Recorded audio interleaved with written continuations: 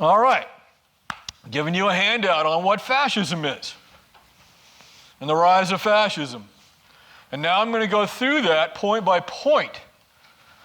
I didn't used to do this because when I first started teaching, everybody pretty much knew what fascism was. They had a pretty good idea. That is no longer the case, not your fault. You're 2 generations older than when I first started teaching, okay?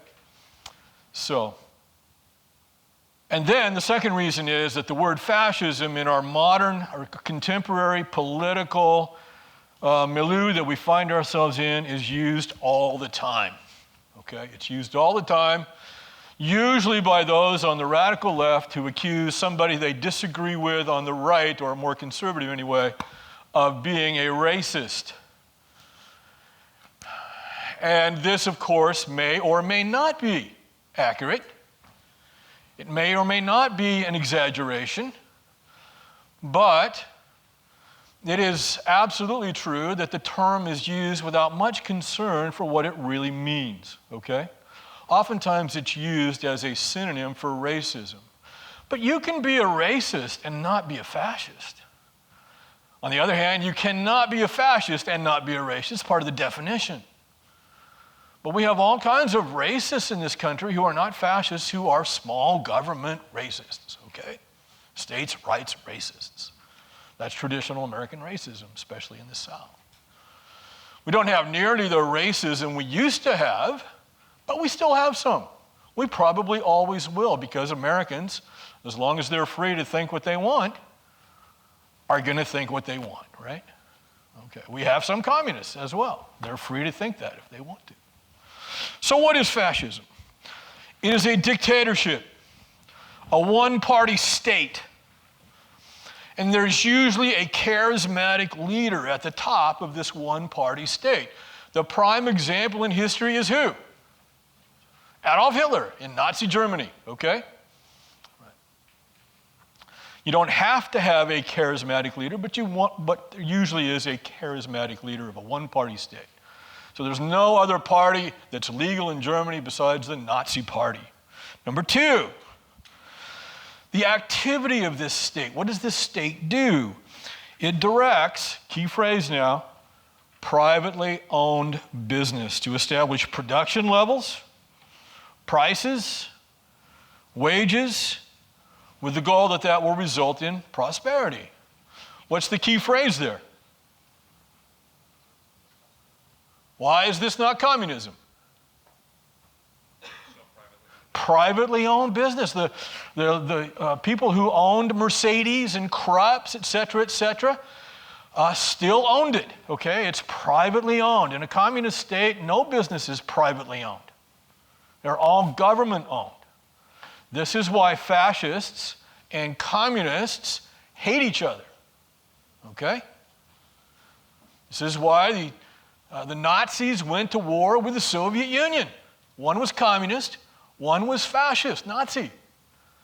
And there was no mercy on the Eastern Front between these two nations, all right? The economic system was at stake. Private ownership versus complete state control. Okay. Obviously, if the state is controlling things, even if it allows you to own your own business, individual freedom is limited. You can't belong to another political party. You better be careful what you say, and the government is going to tell your business how it's going to be run. Okay? Individual freedom is limited.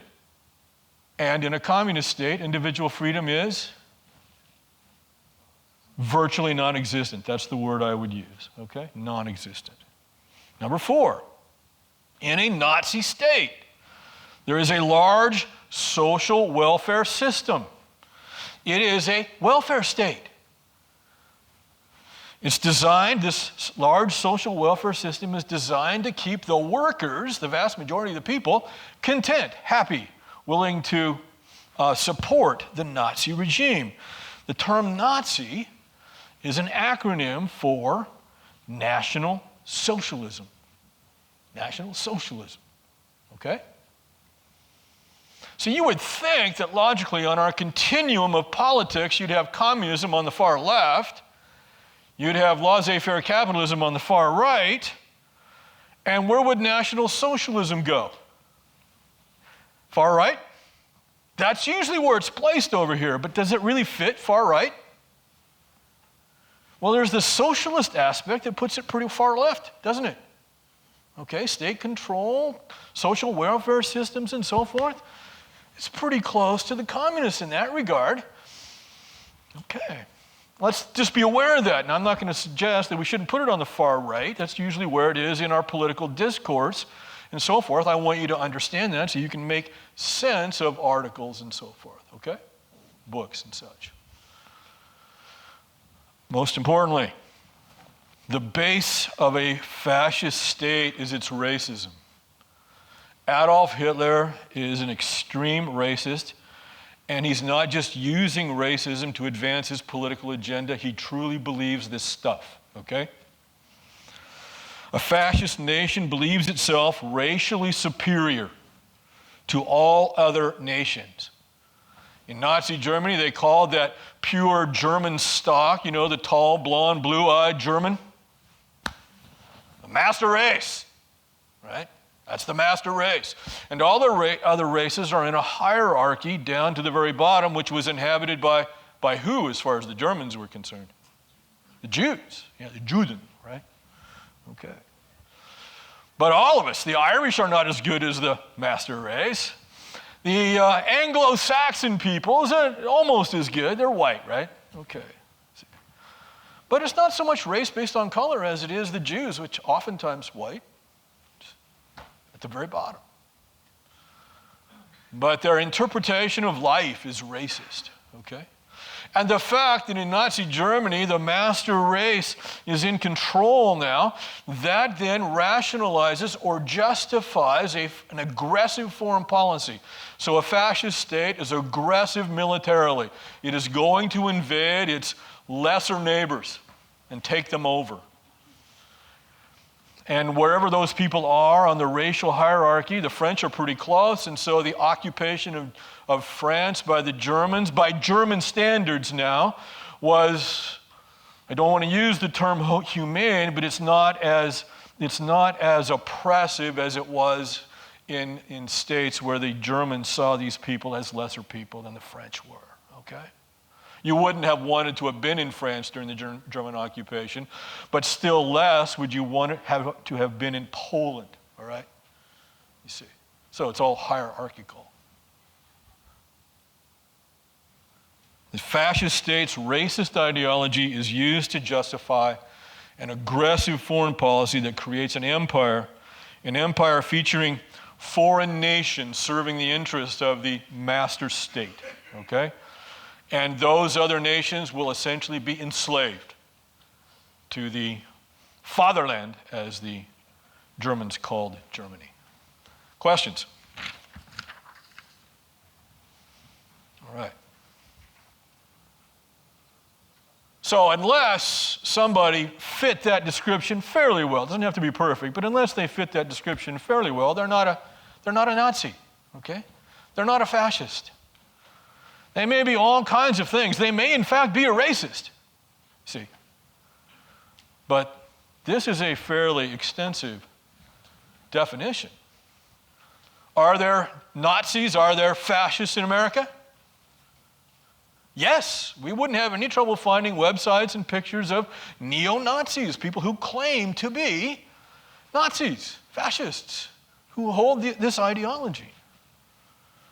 That's the interesting thing in America. People who are one thing or another are generally proud of it and make their point, see?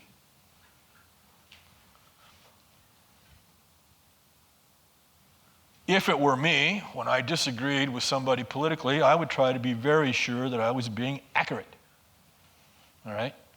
But that is not the way the American political game is generally played. So, as an intelligent, educated person, you need to be aware of that. Just because somebody is called something doesn't make them that. And why would somebody call somebody who isn't a fascist? Why would you do that? Yeah, defamation of character. You want to associate with this person, whoever it is, with something in the past that most people agree was horrible. You see? Adolf Hitler, Nazi Germany. You're a fascist. Okay. And then you're counting on, if you're the one doing the accusing this way, you're counting on gullible people believing that. See? For the same reason you would call somebody on the left wing a communist who was in fact not a communist, because, again, in the minds of most Americans, being a communist is not a good thing. See? Okay. All right. The gathering storm, the rise of Hitler, to the beginning of World War II. And so now, in case you were confused, I'm actually beginning the lecture. The rise of German and Japanese fascism. At the end of World War I in 1918, the Allies insisted that Germany give up the monarchy. Kaiser Wilhelm had to abdicate, leave the throne, and then create a democratic government which became known as the Weimar Republic. That was Wilson's condition. Remember Wilson's goal? To make the world safe for democracy, starting with Germany. When the Versailles Peace Treaty punished Germany, the Germans blamed their new democratic government, the Weimar government that had negotiated the treaty. Logically, they might have blamed the Kaiser's government for getting them into the war, but that's not the way they thought. And then they blamed their new government for the harsh peace that the Allies had insisted on in spite of Woodrow Wilson's objections. The Versailles Peace Treaty and the Allies were blamed for Germany's loss of colonies all across the world, so the reduction of the German Empire. The German military, once the mightiest single military on the face of the earth, is now reduced to virtually non-existence. It's illegal, in fact. And 3, there's massive war debt and massive inflation as the Germans simply started printing marks in order to pay the war debt. And remember, they had to pay not only their own war debt, but part of the Treaty of Versailles was that they would pay the war debt of the Allies. Billions and billions of dollars. How do you do that? Run off the marks in the printing press. What happens when you do that? You have massive inflation in the early 20s to the point that you would take a wheelbarrow full of paper marks to buy a loaf of bread. Okay? You think the German people are happy? No. Then in the 1930s, a full decade after the end of World War I, Adolf Hitler sold the still angry German people the idea of the master race. That Germans were superior to other people and therefore destined to rule the world. The master race. So here we see why I've spent so much time on the development in the United States of the doctrine that all men are created equal as it is expressed in our Declaration of Independence. It is because without a firm faith in that ideal of equality, we are only a few steps away from the gas chambers of Auschwitz. You can't put equal people to death. You can only put inferior peoples to death, you see. And then, let's be honest, Americans. Even though we have this ideal of equality in the Declaration of Independence, from our very beginning, we have too often been hypocrites. Too often we have not lived up to this. But it is a question of degree, never perfection. Japanese imperialism. On the other side of the world, the Japanese, trying to catch up to the Western imperial powers, set out in the late 19th century to take their very, very primitive culture, industrially and politically and so forth, and virtually lift themselves up by willpower into becoming a modern industrial military state. And what was the example that they had in front of them but the imperial powers of the world? The British, the French, the Germans, the Russians. All industrial imperial powers, not to mention the Americans. having just created the empire, remember, in 1898. So that's what we should be. That's what we should do, the Japanese thought. Industrialize, militarize, and become an imperial power like the Europeans. They set out to do that, to dominate their corner of the world, the Far East. But those other imperial powers are already there, aren't they?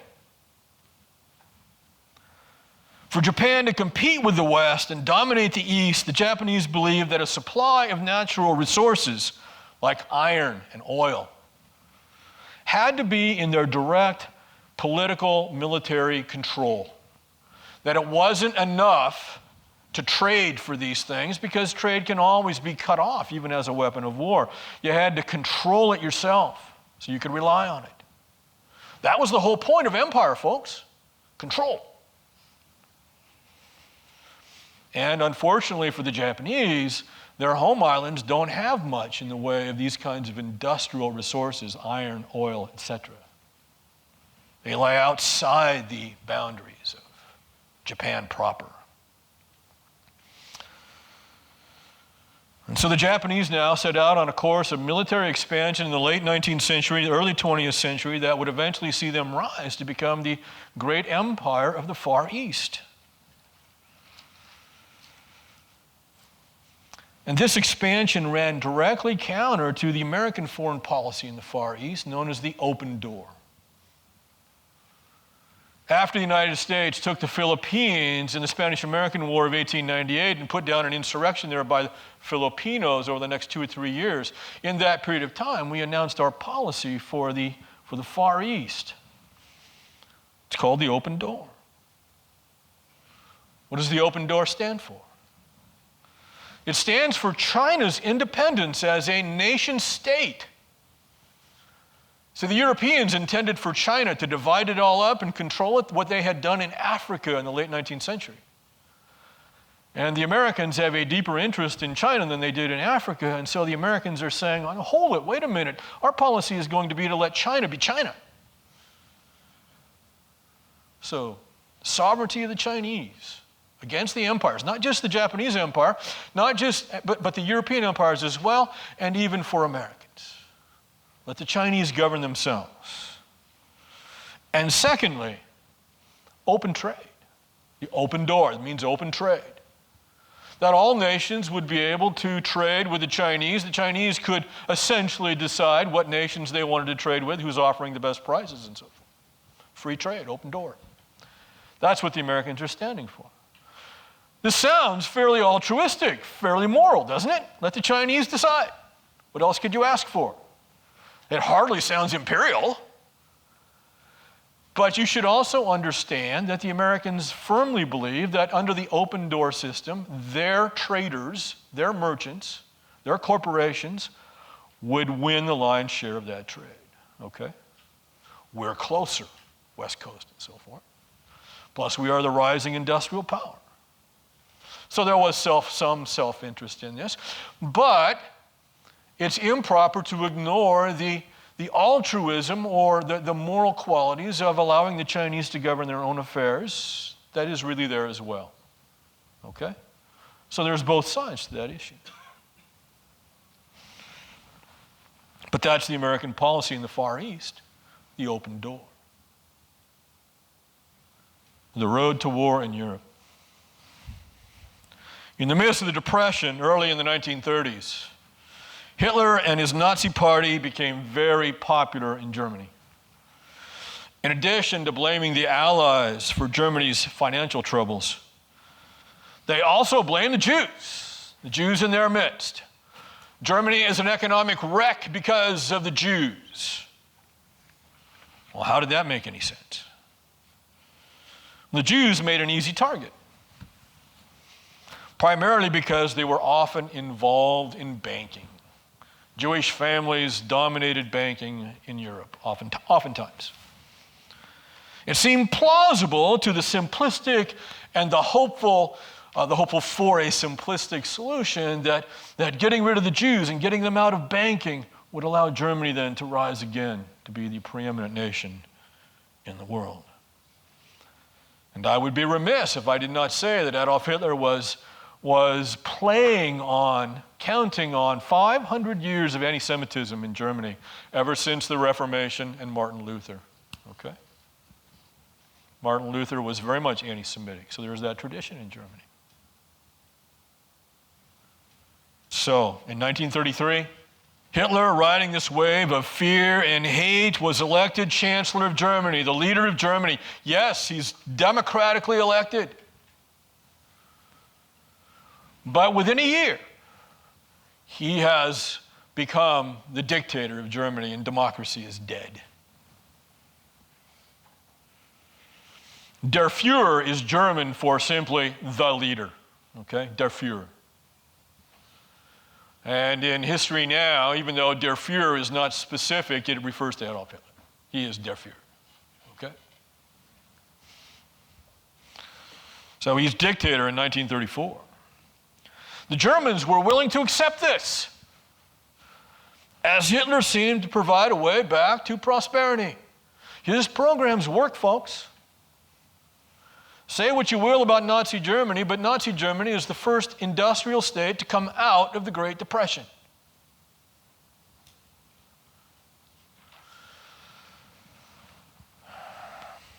In effect, though, the German people were willing to go along with this, and not every German was, but the majority were. They were willing to trade democracy, their Weimar Republic, for what? Economic prosperity. How long had they been in democracy? Decade and a half? Roots were not deep, were they? Roots were not deep. First problem that comes along, or the second, if you will, they're willing to trade that democracy for economic prosperity. And in making this choice, they make the opposite choice of the one that the Americans made. In the middle of the Great Depression, the American people elected Franklin Roosevelt, who was determined to maintain the democratic capitalist system. And the American people gave Roosevelt time to do that. Germans don't make that choice. In the mid-1930s, Hitler, using government deficit spending, reindustrialized and remilitarized Germany. He put Germans back to work on building and defense projects.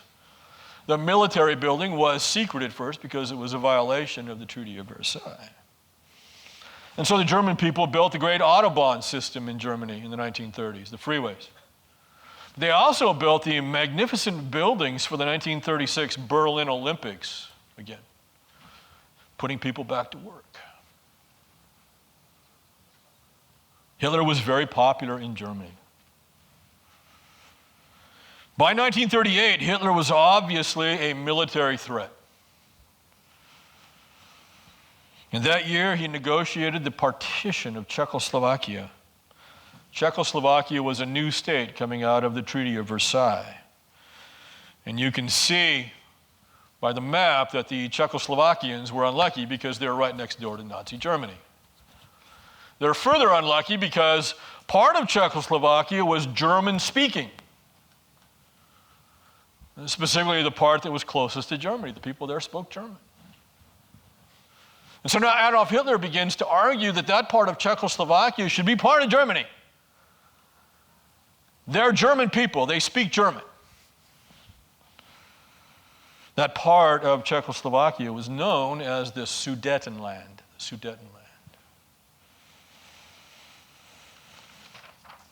In spite of Czechoslovakian protests, and you can imagine what the government of Czechoslovakia said, the Western powers, as France and Great Britain now, at a meeting in Munich in 1938, agreed to Hitler's demands if he promised to not make any more demands. He could have the Sudetenland. What did Der Führer say? I agree, no problem. And so Britain and France compelled Czechoslovakia to give up the Sudetenland. So the winter ensues, the winter of 38-39. And as the Bible says, in the spring when kings go off to war, guess who went off to war? But he'd taken over the Sudetenland, and so now the rest of Czechoslovakia was easily taken. That's what happened. Now, in response to Hitler's invasion of Czechoslovakia in the spring of 1939, Britain and France woke up. We can't trust this guy. No kidding. You see, they so wanted to believe that they could work with Adolf Hitler, that they wouldn't have to have another war, right? They so wanted to believe that. Wishful thinking gets people into so much trouble. But now they knew they could not trust him, so they guaranteed Poland. Poland on the eastern side of Germany, far away from Britain and France on the map, and geography matters, folks. Now the British and French guarantee Poland's borders. If you invade Poland, Adolf, then we will declare war on you. But the problem was Poland is in the east. And Adolf doesn't believe him anyway. Did they come to Czechoslovakia's aid? No. Did they ever stand up to him when he remilitarized the Rhineland? No, they didn't do that. No, they gave in every time. This classic appeasement. You're looking down the gun barrel of Nazi Germany, and Adolf Hitler says, just let me have this, everything will be fine, and you give it to him. Because you're afraid he's going to pull the trigger. That's appeasement, folks. But now they've guaranteed Poland. Hitler doesn't believe him, and so in September 1939, the Nazi tanks roll into Poland. Great Britain and France were finally good as their word. They declared war on Nazi Germany because Germany had invaded Poland.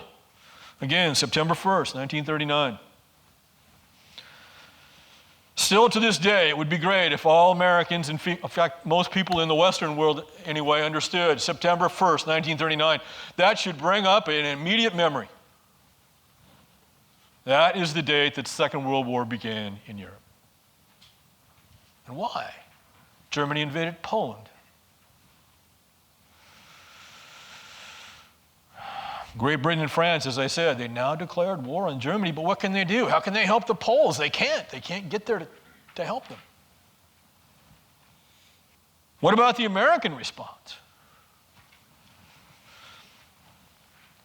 And so I remind you of the widely held belief in America, which arose in the 20s and deepened in the 1930s. The belief that Maclay says shouldn't be taken quite so seriously, isolationism. The belief that American involvement in the Great War had been a great mistake. That was the common knowledge in the 20s and 30s. We should never have done that. It didn't work out. The world is not safe for democracy. We haven't ended all war. What a mistake. And so Americans were determined to stay out of the war in Europe. That's a fair enough description of isolationism for me. Were there exceptions? Oh yeah, sure. But I would still call this isolationism.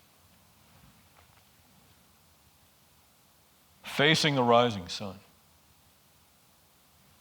By the way, that is the nickname for, one of the nicknames for Japan, the land of the rising sun.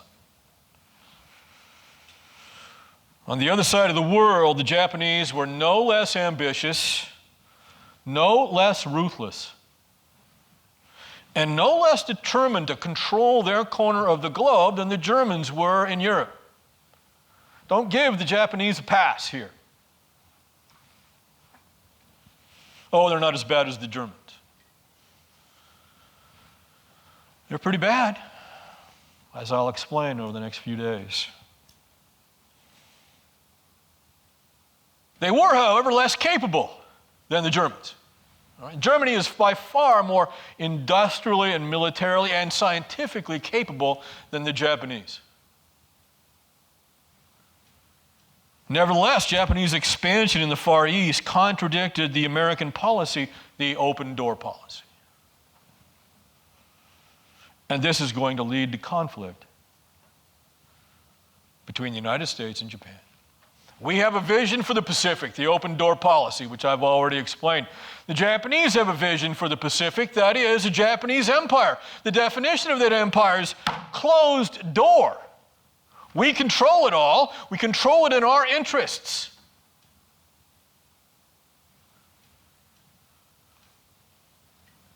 Just like a traditional empire. With several aggressive moves already behind them, in 1931, Japan took Manchuria, invaded Manchuria and took the province. The United States protested, but essentially did nothing. What does that sound like? Isolationism. We don't want to become involved in a war in Manchuria with Japan. Not going to do anything. And by the way, before the war in Manchuria, the Japanese in the preceding 30 years had defeated Russia in a brief war, they had defeated China in a brief war, and they had taken Korea. Okay? So they have been on the march for a generation to build the empire of the East. Japan's next move came in 1937 in the summer, when it invaded China. This is another important date in world history, July 1937, the Japanese invasion of China. And most people who study this period of history regard this as the beginning of what they call the Pacific War. July 37, Japan's invasion of China, the Pacific War. It's going to become part of World War II, obviously. But Japan and China are at war since July 37. No, Manchuria is 31. That's not technically part of China, although it depends on who you're talking to, okay? Yeah. Well, the invasion of China aroused American interest. Why? Why do we care about China? Trade, that's a good guess. We do have some traders there. We are interested in trade in China, but far more important to the American people as a whole was the fact that... What's... China is in the midst of their own civil war between the communists and the nationalists under Chiang Kai-shek. This is Mao Zedong on the communist side, Chiang Kai-shek on the nationalist side. So talk about a people in misery. They are in the midst of their own civil war when the Japanese knock down the front door, okay? So it's very complicated, it's very difficult. They are not nearly as industrialized as most modern European powers are, okay? But they're fighting to unify into one of these two governments, nationalist versus communist, when the Japanese decide, hey, we're just going to take over. Okay? Good question, though. Again, the invasion of China arouses American interest. Somebody had mentioned trade. That's true. We are interested in trade, the open door, and so forth. But there is another more important emotional interest in China. It's been going on for almost 100 years, about 100 years. No one? No? Yes, in the back. Yeah, there had been a long, that's more the trade. Yeah, there were several American fortunes made in the opium trade. That's true, okay? Yes? Not yet, okay? And that's not the primary American concern, although we're aware of the civil war there and so forth, and we don't want the communists to win, okay? But the Japanese are going to overwhelm that issue. Missions. There are thousands of Christian missionaries in China, okay? Thousands. Probably the vast majority of American churches across our country sponsored in part as some missionary or missionaries in China. It's the great mission ground. So the American people have an emotional attachment to China, okay? Because of the missionaries. The trade, I would argue that the trade is second. But there it is. We care about the Chinese, you see. But isolationist sentiment was so strong, again, here's where I think Maclay is wrong, that Franklin Roosevelt found he could not do much. Even though there's this interest in China, as I've explained, after the Japanese invasion of China, Roosevelt floats the idea of some kind of boycott or quarantine of Japan And isolationist sentiment in this country would not allow him to do anything but send a few $1 million to Chiang Kai-shek. Okay? We're not going to get involved. The worsening crisis in Europe. In June 1940, again, when kings go off to war, right, in spring, the Nazi armies had already taken care of Poland the previous fall, and so now, and then France, of course, declared war on them, and so here comes Adolf Hitler and his panzers, which is the German word for tanks. And he invades France.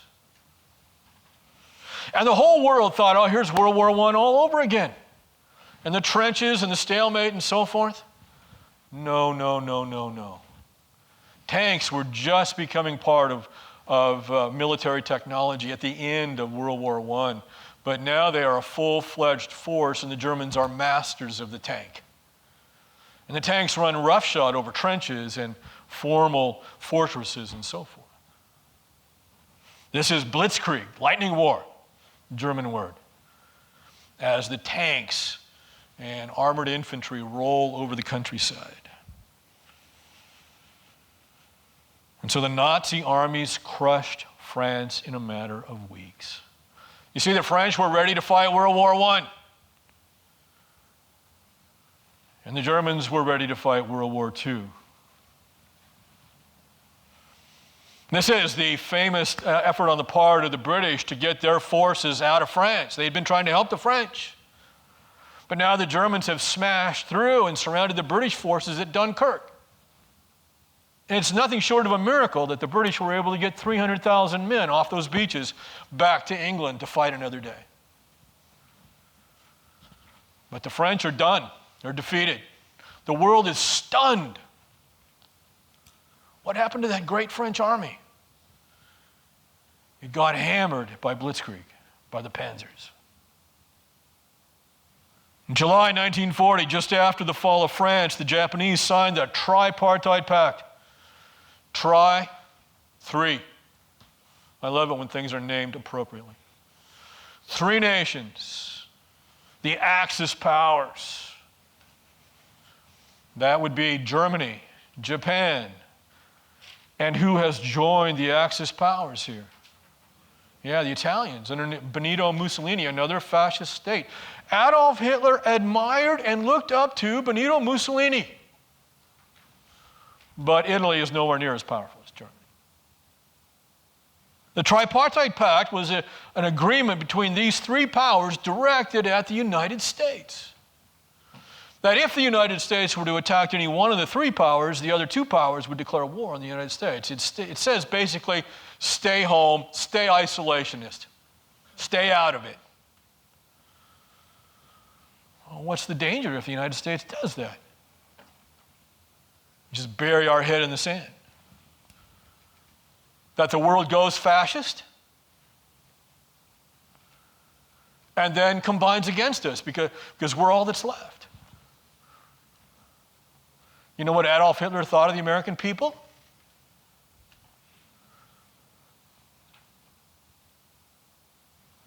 You're a bunch of mutts. You're not pure racially. You're not white.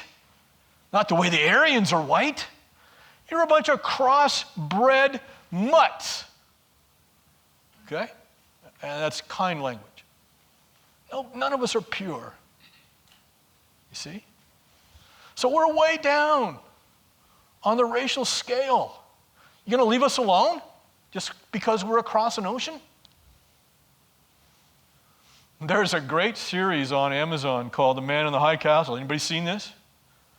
Yeah, I've seen a lot of the episodes of it. I haven't finished watching it yet, but it's about an alternative ending of the Second World War in which Germany wins, Japan wins, and they divide the United States between the two. The West Coast is Japanese-controlled. The East Coast is German-controlled, and in the middle is kind of a no man's land where some Americans managed to survive. Okay? In my opinion, there was no scenario in which we could stay isolationist and survive as a free nation. That wasn't on the table.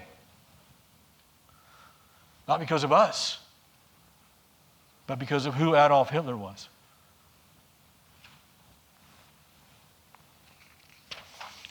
The Battle of Britain. So Germany has taken France. What's the next step? Britain. But you got to cross the channel. You got to control the skies, you got to control the seas, you got to get an army across the channel. This has always been Britain's great fortress, the channel. And so now Britain faces the Nazi armies alone. And in the Battle of Britain, valiant and vastly outnumbered British pilots in their Spitfires and Hurricanes, they rise up because they have radar, a new technology that allows them to know when the Germans are coming. And so their pilots can rise up and meet the German Air Force. And amazingly, just a few hundred British pilots shot down enormous quantities of German aircraft. And in the Battle of Britain, which is the air battle over the Channel and over Britain in the fall of 1940, the British Air Force stopped the German advance. They could not control the skies. Therefore, they could not control the channel, and they could not cross. This heroic effort inspired Winston Churchill, now the Prime Minister of Great Britain. When he later wrote about the Second World War, he said about the Battle of Britain, "Never have so many owed so much to so few." Though the British had stopped the Germans temporarily, by the end of 1940, Britain's economic resources were gone. It's bankrupt. It could no longer pay for the supplies that it so desperately needed to fight against the Germans. And so Churchill flat out tells Franklin Roosevelt, we're out of money. In response, that winter of 40-41, Franklin Roosevelt created what he called Lend-Lease. Lend-Lease is one of the cornerstone programs that allows the Allies to win the war. It's simply an American program to give the British and then later other allies whatever they needed, free of charge. Unlike World War I, when we made them pay for everything. Free of charge, on the condition that they would return this used war equipment at the end of the war. Now, a lot of that used war equipment is going to get blown up, isn't it? And as anybody who knew anything, and they did at this time, a lot of observers said, well, that stuff's all going to be obsolete by the end of this war, and that's if we manage to win. Right? Now, and FDR essentially responds with the idea, well, if we don't win, it's not going to matter. Okay? So Lend-Lease was clever politics. But it is a real program that gives the British and later the Soviets, et cetera, the material they need to win, that we needed to win.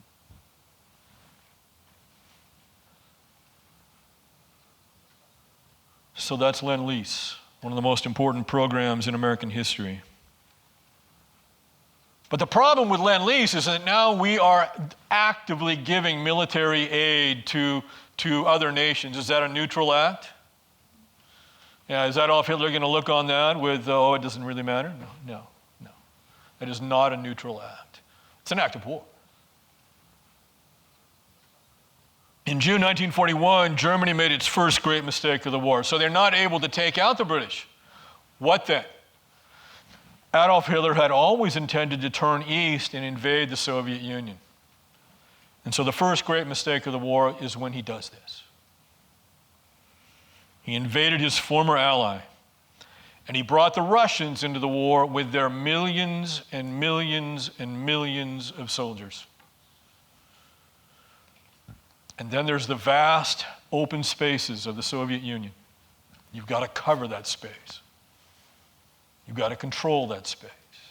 You've got to conquer that space. Difficult task for any army. It's huge. And while the world was distracted in Europe with the situation between the Germans and the Russians, in July 1941, Japan expanded into southern Indochina. And the Japanese are very much looking at what the world is paying attention to. Yes, they're all preoccupied with the Germans and the Russians. We'll just kind of sneak into Vietnam. Indochina, Vietnam, okay? Hopefully nobody will notice. essentially. Or even if they notice, then of course they're too preoccupied with Europe to do anything about our invasion of Vietnam. But the Americans do respond. They respond by embargoing all American oil shipments to Japan. I told you that Japan does not have its own oil. There's a lot of other resources they don't have. They were relying on the United States and the Dutch down in the East Indies to sell them oil, you see. And their war machine can't work for very long if it doesn't get that imported oil all the time. And the American people have been, some of them, arguing for a long time, cut off the oil, cut off the oil. That will cause them problems in China, where the war continues, you see. Cut off the oil. The Americans don't do it until the summer of 41. Why not? Isn't the moral thing to do to cut off the oil so that the Japanese will have more difficulty killing Chinese? You see, there's the point. But if you cut off the oil, what might the Japanese do? They'll decide that we have to get that oil somehow. The Americans aren't selling it to us. The Dutch aren't selling it to us anymore. We have to go on the offensive. And so cutting off the oil was going to result very likely in a Japanese attack on American possessions somewhere. Does this sound familiar? We cut off the oil. For all the good reasons, as I've explained. But knowing that it may end up in war. You see, the Japanese didn't just decide on December 1st to send a fleet across the Pacific and invade and attack Pearl Harbor, Hawaii. Oh, we got nothing else to do.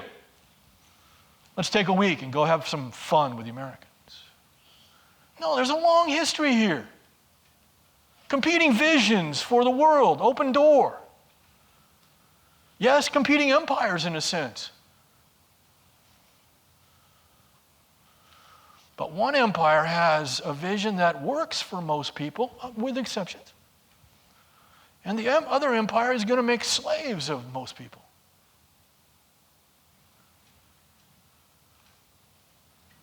And so we cut off the oil, knowing full well the Japanese have the next move then.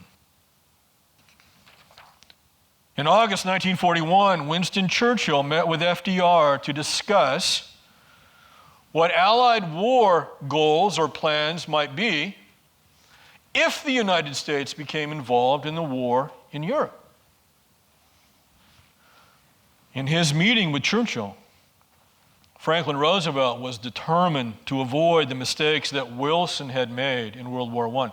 Remember that when Wilson got to the Versailles Peace Conference, the French and the British were able to twist his arm and force him to give up the soft peace. Roosevelt wants to avoid that situation.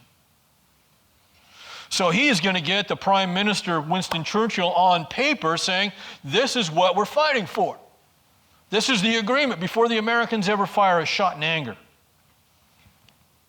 The result of this meeting is called the Atlantic Charter. It's a statement of Allied war goals. What will the world look like if we win? Number one was no territorial gains. The Allies are fighting not to take any part of the globe. We're not going to stay wherever we conquer. Wherever we kick the Germans out, we're not staying there as conquerors. Number two, peace and security for all people. Peace and security for all. Open trade. What does that sound like? The open door. The idea that you trade equally with other nations. This is the Atlantic Charter. Throughout the war, some of the most heated moments between Franklin Roosevelt and Winston Churchill, allies, were over the existence of the British Empire and its behavior. Roosevelt was convinced that the age of empire was done. And by the way, under Franklin Roosevelt, the Americans retreat from empire as well.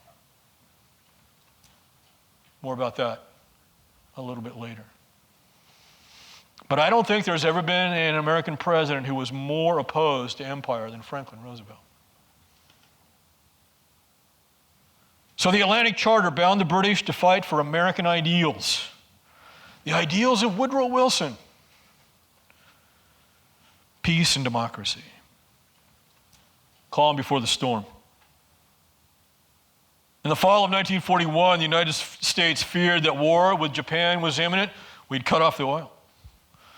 But we'd hoped to avoid war with Japan. Why?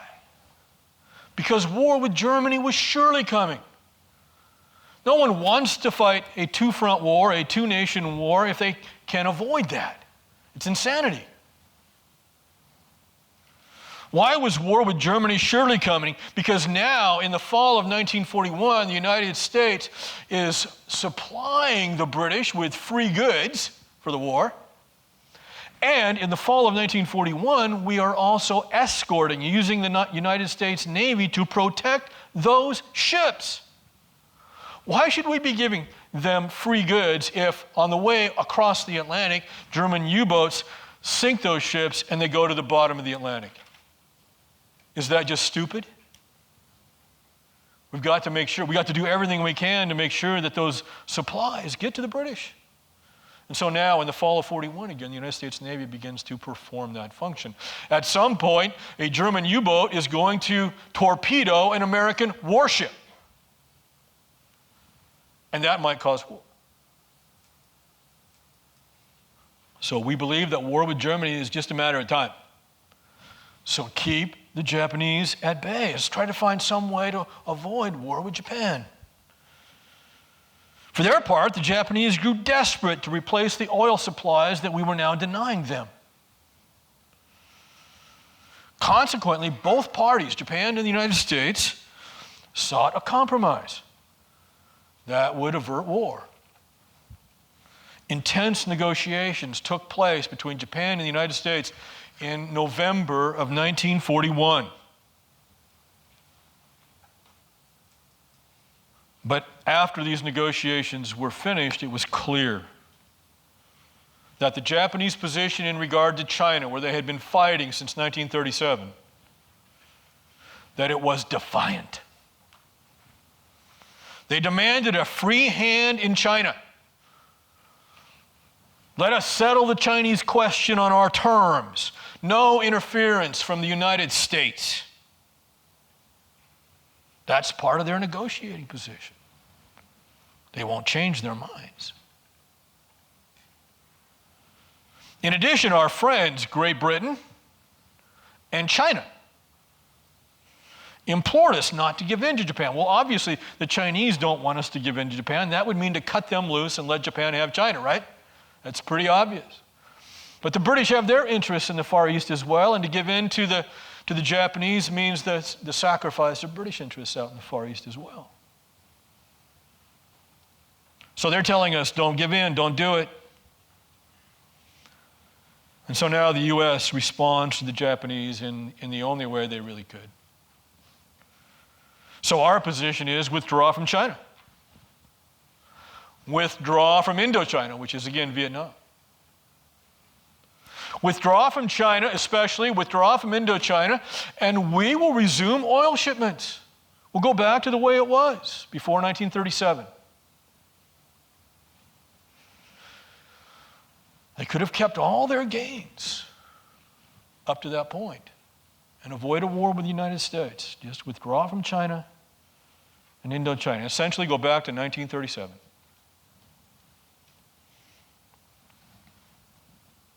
And so the great impasse, the great dispute is over the fate of China. There's the question. If you can boil it down to one thing, it's what's going to happen with China. The two nations were at a total disagreement over the fate of China in the Far East. Whose vision would prevail? Would it remain open to trade and possibly these peoples gradually move towards democracy? Or would the Japanese control the Far East, extending an empire, a Japanese empire based on race? Yes. For the Japanese too saw themselves as a divinely ordained race, the superior race in the Far East. Whose vision prevails? Pearl Harbor. On November 26, 1941, even before it was clear that the negotiations between the United States and Japan had failed, the Japanese fleet, obscured by softly falling snow, left Japan bound for the North Pacific. Negotiations now failing, or having failed, the Japanese were determined to achieve a military victory. A military victory that would provide them a free hand in the Far East. One thing stood in their way. Only one force presented a significant obstacle to the Japanese Navy.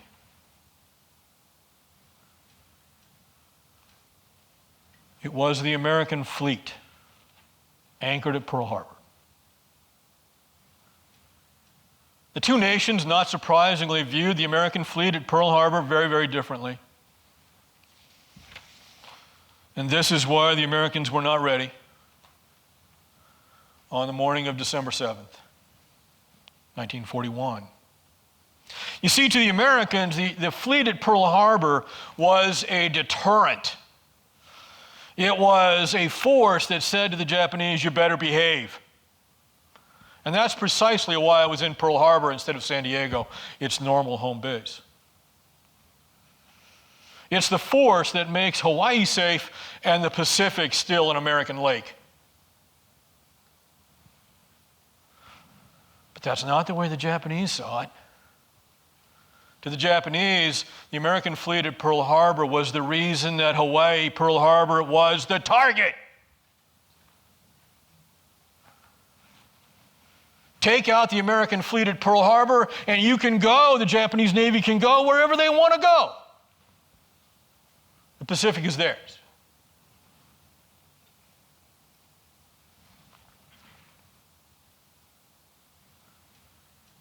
So the Japanese fleet slices through the Pacific, well north of Midway Island, where we have our reconnaissance aircraft looking for just such an invasion force. But the search pattern is too limited, and the Japanese fleet is too far north of Wake to be seen by our aircraft. About 5 o'clock on the morning of December 7th, the Japanese fleet, now about 200 miles north of Hawaii, launched the first attack wave. They reached Pearl Harbor just before 8 o'clock Honolulu time on a Sunday morning. One of the best books on this Japanese attack is called At Dawn We Slept. Title is descriptive of the fact that we were not ready. Warnings had been given, essentially ignored. It's a Sunday morning. There were 2 attack waves that morning. The attack lasts hours. 8 American battleships, the heart of the American fleet, were sent to the bottom of the harbor. Fortunately, as it turned out, the aircraft carriers, the 3 aircraft carriers assigned to the Pacific Fleet at this time, were not in the harbor. They were out for various reasons, and so the Japanese never found them. And that made all the difference, ultimately. Because it's not the battleship that is going to be the determinative naval ship in the Second World War, it is the aircraft carrier. And so the Japanese don't sink a single aircraft carrier.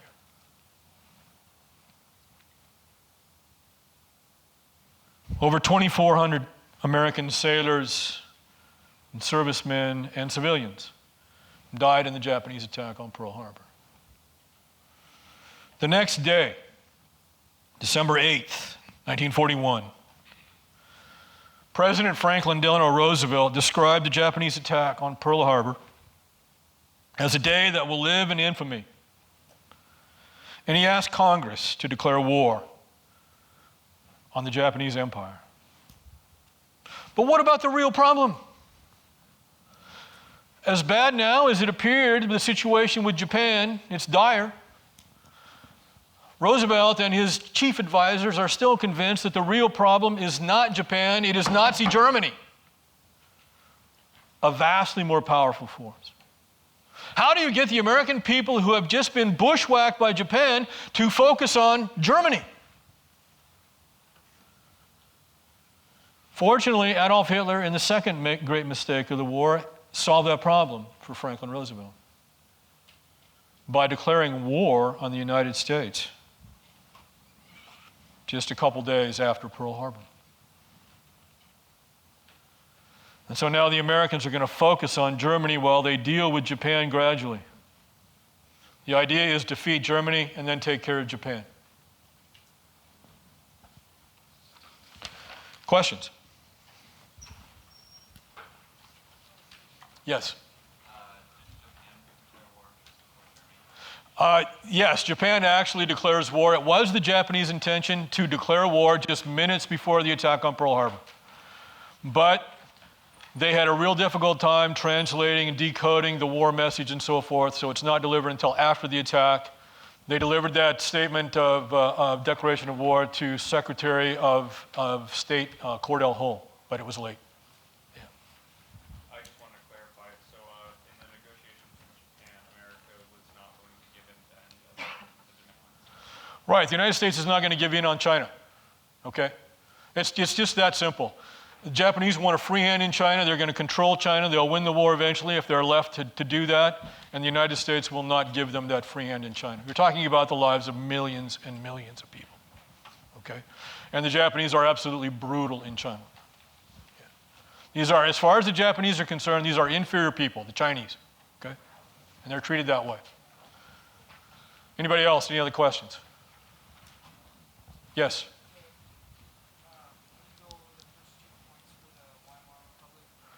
So the Weimar Republic is a democratic government, okay?